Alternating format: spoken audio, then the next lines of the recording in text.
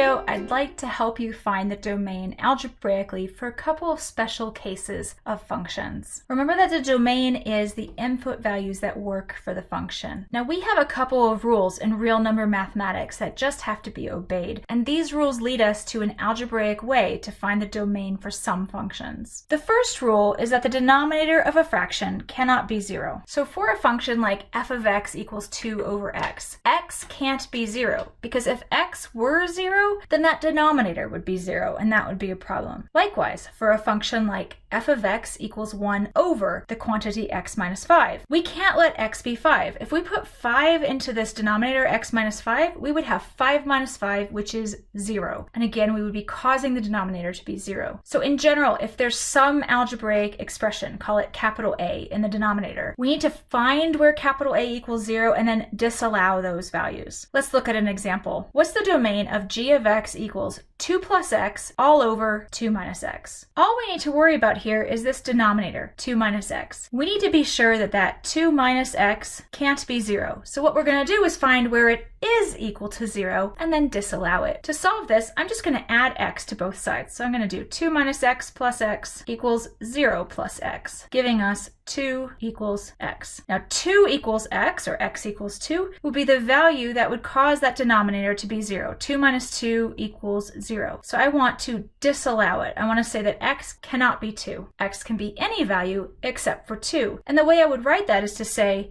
normally any value would be negative infinity to infinity. But we have to skip over the value of 2. So we write this domain as negative infinity up to 2, that's parentheses, negative infinity, comma 2, close parentheses. And then we're going to make a union with that, that's a letter U, with 2 comma positive infinity.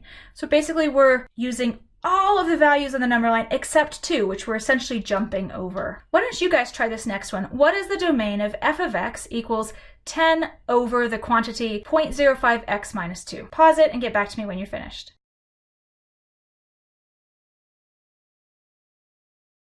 And we're back. Hopefully you identified this denominator as a potential problem. What we would want to do is find where that denominator equals 0, so 0.05x minus 2 equals 0. Let's solve that and then disallow the value. I'm going to start by adding 2 to both sides. That's 0.05x minus 2 plus 2 equals 0 plus 2, leaving me with 0.05x equals 2. To solve that, I'm going to divide both sides by 0.05, so that's 0.05x over 0.05 equals 2 divided by 0.05, which gives me x equals 40. Now that is the number I am not allowed to use, so I'm going to put a slash through the equal sign and say x cannot equal 40. To check that, you could simply put in 40. 0.05 times 40 would be 2. 2 minus 2 would be 0. That's our problem area. To write this in interval notation would be negative infinity, comma 40, close the parentheses, union that with 40, comma, infinity, parentheses. So everything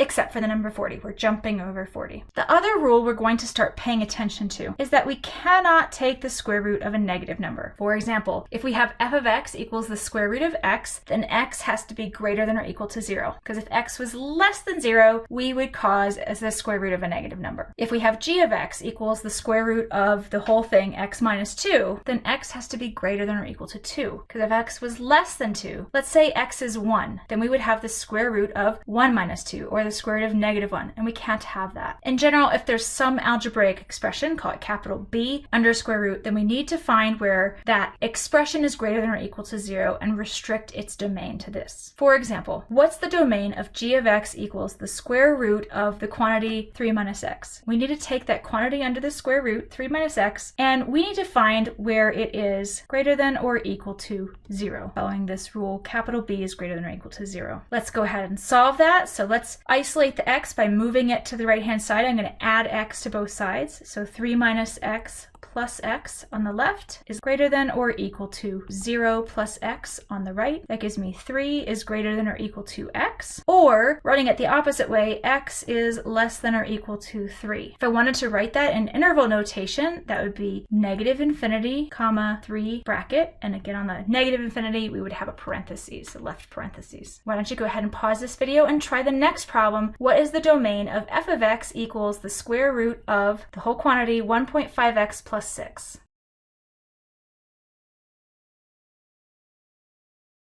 All right, hopefully you've given that a try. We need to make sure that 1.5x plus 6 is greater than or equal to 0. Let's start by subtracting 6 from both sides. So 1.5x plus 6 minus 6 is greater than or equal to 0 minus 6, which leaves us with 1.5x on the left. That's greater than or equal to negative 6 on the right. This is a good time to remind you that if we multiply or divide by a negative number, we have to remember to reverse the inequality. So this is one of the reasons why we've been practicing with those inequalities, is so we can do work like this. Anyways, we want to solve 1.5x is greater than or equal to negative 6, and luckily all we need to do is divide by 1.5 on both sides. That's a positive number, so that'll give us x is greater than or equal to negative 4. In an interval notation, we would want left bracket negative 4 comma infinity parentheses. To recap, we've looked at 2 rules we need to follow. 1, the denominator of a fraction cannot be 0. 2, we cannot take the square root of a negative number. We will eventually have other domain rules we need to follow, but we need to learn some more functions first.